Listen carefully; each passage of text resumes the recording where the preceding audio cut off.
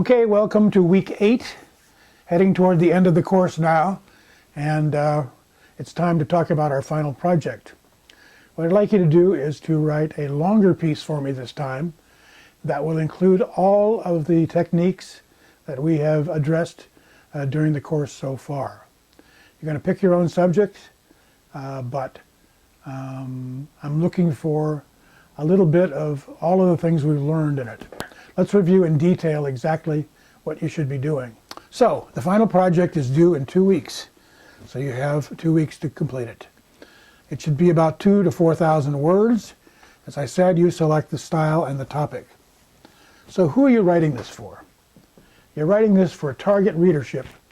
That would be the kind of people who would read the New Yorker, Vanity Fair, Sports Illustrated, a Sunday newspaper supplement, or Medium, an internet journal. In other words, a broad spectrum of readers. And I want you to write a narrative nonfiction story with a beginning, a middle, and an end.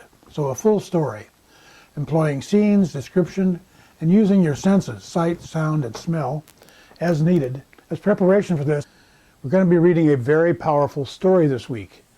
It was the winner for feature writing in 2012 of the Pulitzer Prize.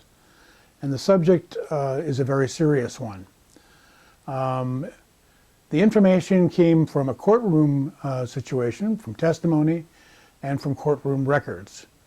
So it's an interesting situation where a writer was able to take this kind of material and write something very personal and very powerful. The title of the piece is The Bravest Woman in Seattle, and it was published in 2011. The award came in 2012. And what's interesting about this, in addition to the story, is the fact that it was written for an alternative weekly in Seattle, Washington, one of those newspapers that is free. One of the lessons from this piece is that these kind of awards and this kind of writing can come from anywhere. This writer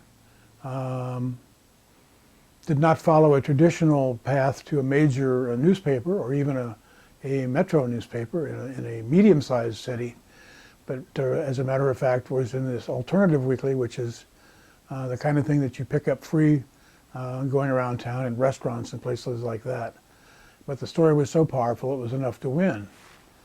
The author of this piece is Eli Sanders, born in 1977, a young man, studied Middle East and Asian languages and culture at Columbia University, and then started a very peripatetic run of jobs. 3 years as a resident at the Seattle Times, part-time for Time magazine and the Seattle Bureau of the New York Times, and he ended up at the Stranger newspaper in 2005. This is a very memorable piece, as you will see when you read it.